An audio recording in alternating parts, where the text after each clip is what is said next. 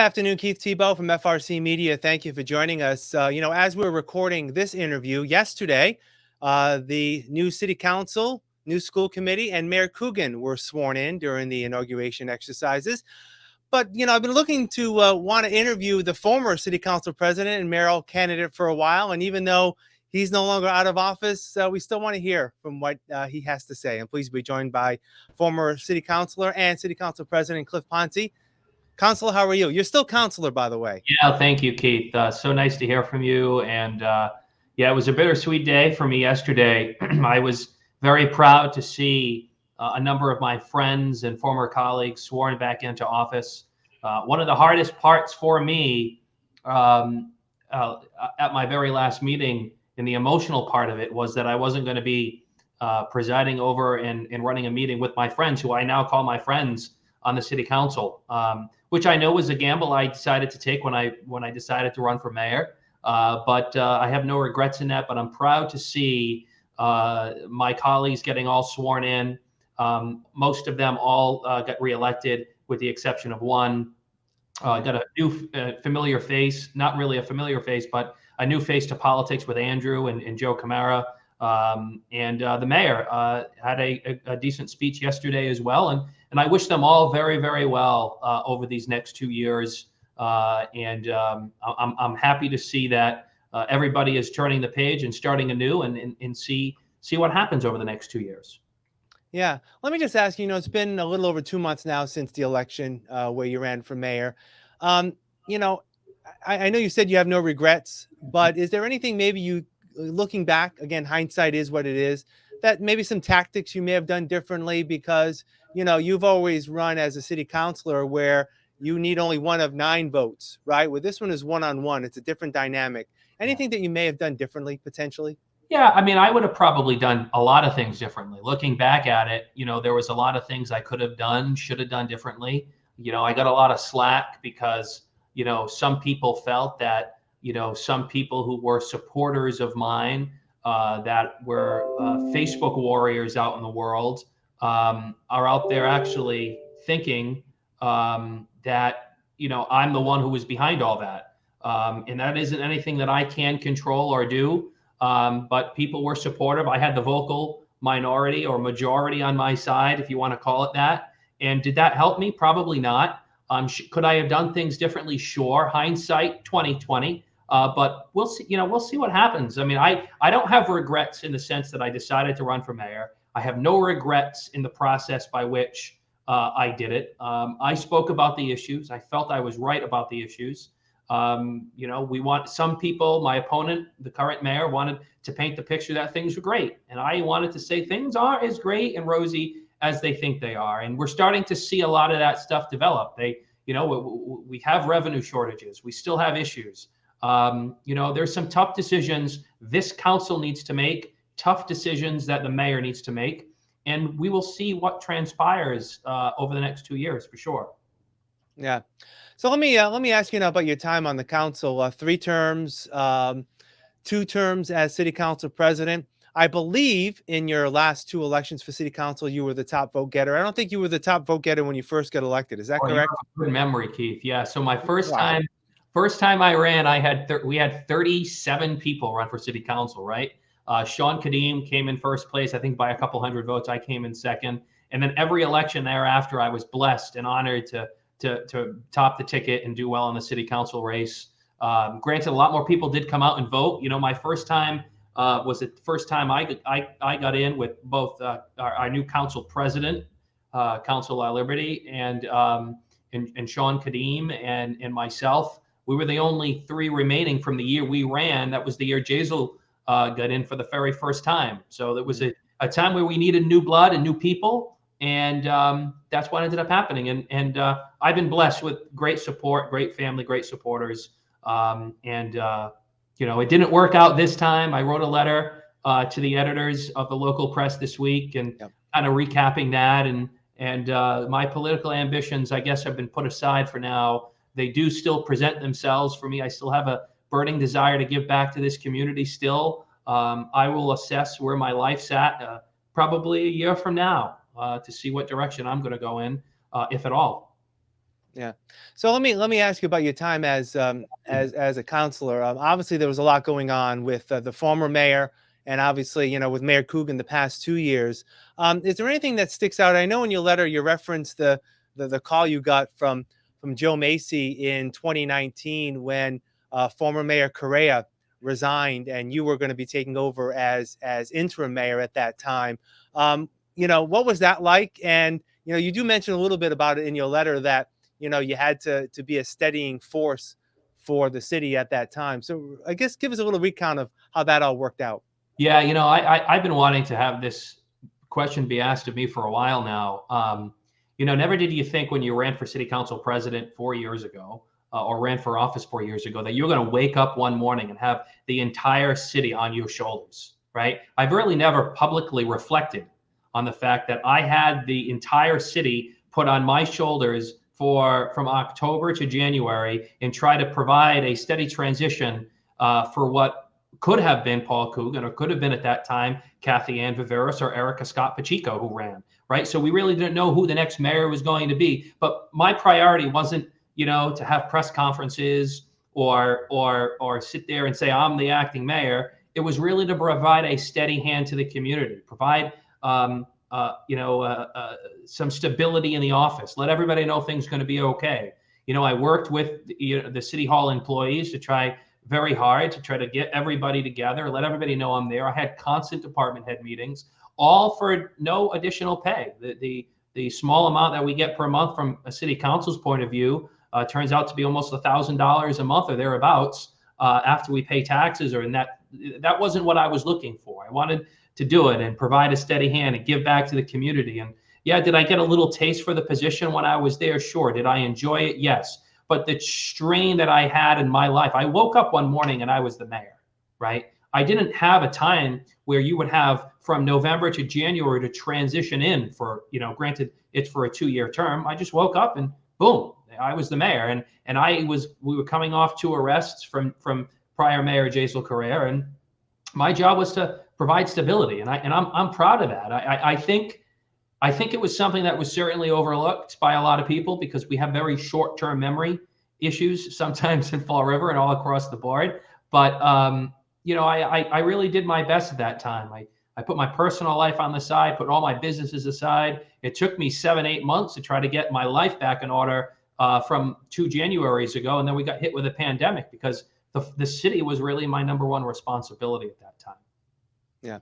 So let me ask you, looking back on your time as city council, are there any initiatives that you forged forward, or maybe even some anecdotes that you're proud of as city council president that you're looking back on right now as you reflect on your time in council chambers? Well, when I reflect back, I did a lot of the work that I put myself into. I got involved in holding people accountable. I know, as you know, Keith, I did budget cuts. I suggested budget cuts my first year. We did a tremendous amount of work with cleaning up the ordinances, cleaning up committees, my first term on the city council. Then I transitioned kind of, taking over the helm from Councilor Kadim, who was my city council president my first 2 years, who is probably one of the most loyal people and councilors I've ever had the ability to work with.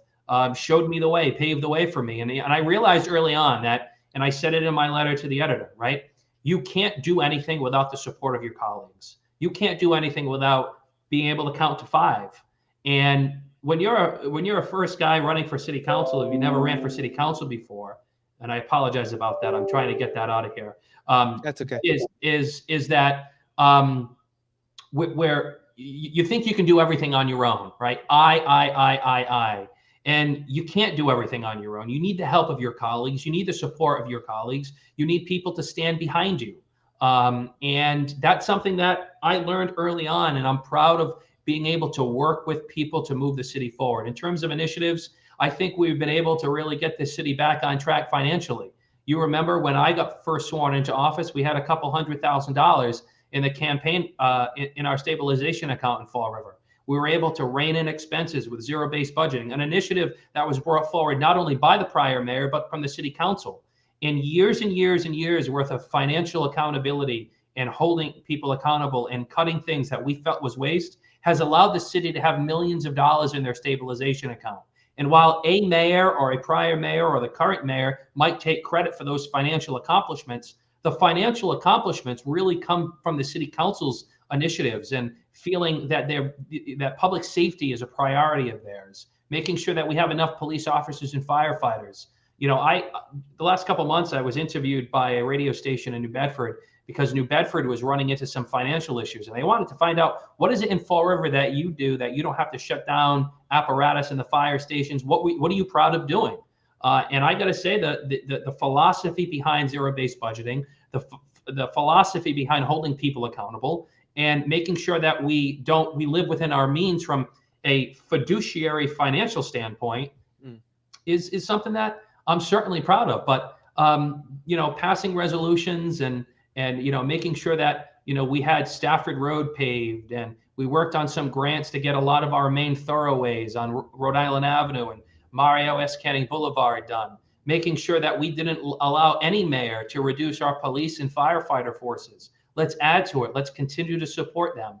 Those are all initiatives that I'm proud of. But one thing over the last 4 years being council president that I'm proud of is I think decorum in the city council chamber is, I'm leaving that to our new council president with utmost confidence in her that she can maintain that this isn't a free-for-all. It's a city council meeting from the legislative body that took Councilor Kadim and I, he started it for his first 2 years. I continued it and, had to make tough decisions, had to kick some people out. It happens. But I'm proud that we've been able to reform that. I think the council as a body is respected. And I think a lot of that has to do with all of us collaboratively working together as a body and holding a mayor, whoever that may be, accountable. Yeah. So let me ask you, as you look ahead, I guess short term, you mentioned before that you may be thinking maybe a year from now about taking another look at any political aspirations. But over the next years, you're just going to be focusing on your real estate business and the 2 Almax locations. Is that going to be front and foremost in your plans? Sure is. And, of course, if I decide to run for mayor, I'm going to need to make sure that I announce the day I announce, if I decide to do that, the person who's going to be running the day-to-day operation, so that infamous memo that came out that we chuckle about now is no longer an issue, right? So that I can make sure that no matter what I did and what I said during the campaign, it always, Mr. Coogan always decided to bring it back to me being a full-time mayor, which of course I would have been, but that's besides the point. So I'm probably going to be focusing on, obviously, getting my businesses to be more streamlined, making sure that, I do what I can to make sure that whatever political aspirations I have, I'm even more set to make sure that I could dive in and give it 100% of my capabilities and 100% of my attention. But also, I'm going to be continuing to give back in the community from another way, whether it's giving donations or going to events or doing a nonprofit foundation that I could give back to education or our veterans or our city in any way. Those are kind of the things that I'm going to be looking forward to doing, and paying close attention to the city council, school committee, and mayor. Maybe I'll show up to a council meeting and speak during citizens input. But I'm going to enjoy the time with my family in my businesses, find a way to streamline those. So whatever political aspirations I may have a year from now, I will be able to make that with ease. And obviously, Mayor Coogan has stated time and time again that he only wanted one more term, which this would be it. So if he's changed his mind, decided he's going to run again, well, maybe I will run against him. Maybe I won't. Maybe I'll run for council. Maybe I'll run for rep. Who knows what I'll do? But we'll see what happens.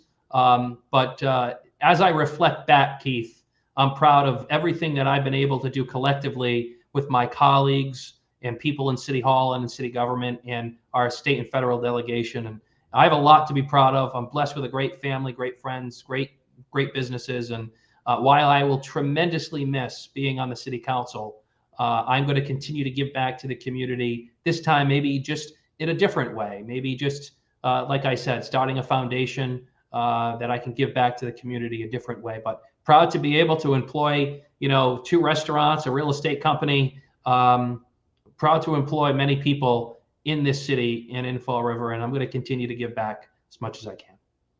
Is there going to be any maybe one determining factor when you may look at running for another office that will be the difference for you, or is this going to be it's going to be based on the situation at hand at the time you may start thinking about running again?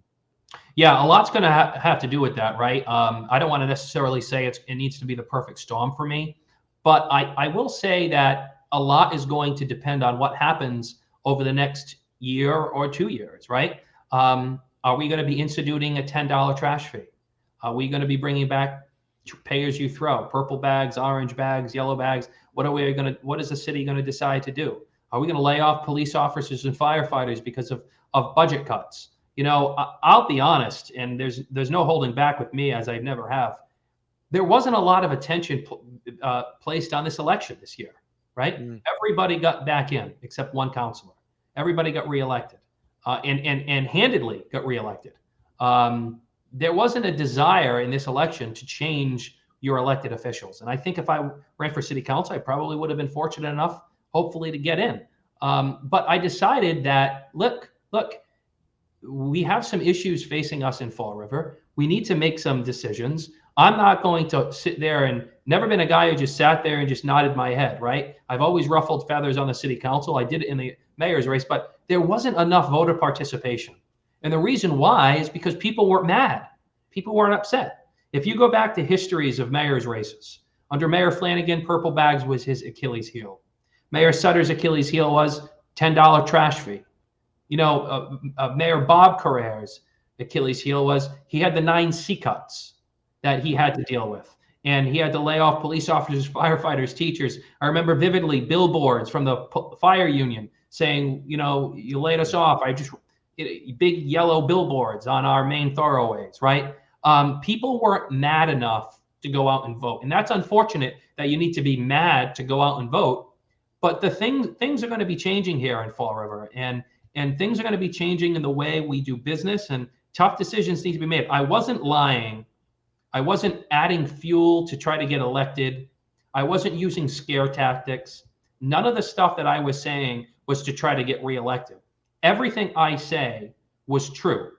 When it comes to structural deficits, whether it comes to using opera money to balance budgets, whether it comes to a current deficit that this administration's in that we're not really talking about anymore.